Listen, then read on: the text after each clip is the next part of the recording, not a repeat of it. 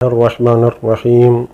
احرام باندھنے کے حوالے سے کچھ احکام گزشتہ پچھلی ویڈیوز میں بیان کیا تھا۔ آج اس حوالے سے ایک اہم مسئلہ بیان کرنا چاہتا ہوں، وہ یہ کہ گزشتہ مسائل میں گزر چکا ہے کہ دور دراز سے آنے والے پر پہلے 5 میقاتوں میں سے یعنی مسجد شجرہ، وادی العقیق،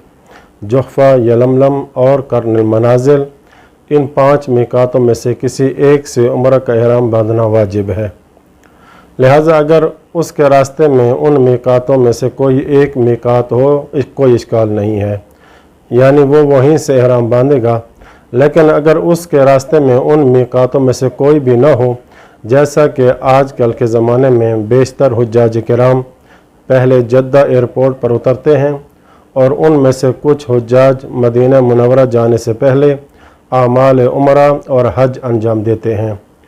جبکہ یہ بھی معلوم ہے کہ جدہ نہ تو میقات اور نہ ہی اس کا محاذی میقات ہونا ثابت ہے،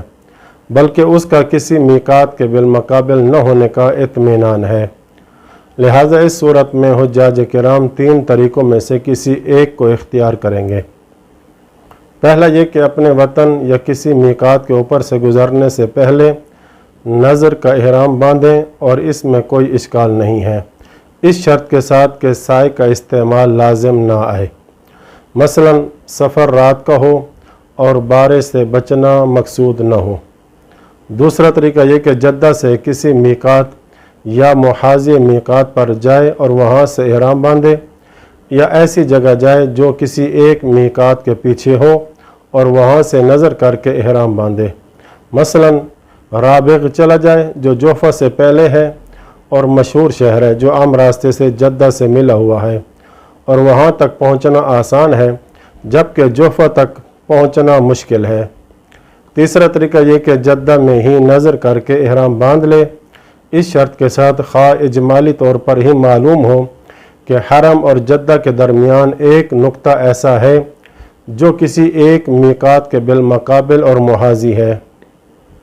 جیسا کہ حرم اور جدہ کے درمیان ایک نقطے کا ہونا بعید نہیں ہے جو جحفہ کے بالمقابل ہو۔ البتہ اگر اس بات کا صرف احتمال ہو کہ جدہ اور حرم کے درمیان کوئی نقطہ ایسا ہے جو میقات کے محاذی اور بالمقابل ہے، لیکن یقین نہ ہو، تو جدہ سے نظر کا احرام باندھنا ممکن نہیں ہوگا، یعنی صحیح نہیں ہوگا۔ لیکن اگر مکلف جدہ آئے اور میقات یا وہ جگہ جو میقات کے حکم میں ہو وہاں جانے کا ارادہ رکھتا ہو اور بعد میں کسی وجہ سے نہ جا سکے، تو اس صورت میں جدہ سے نظر کر کے احرام باندھنا جائز ہے، اور ظاہر کی بنا پر حرم میں داخل ہونے سے پہلے تجدید احرام یعنی دوبارہ احرام باندھنا لازم نہیں ہے۔ وصلی اللہ علی محمد وآل بیتہ الطاہرین۔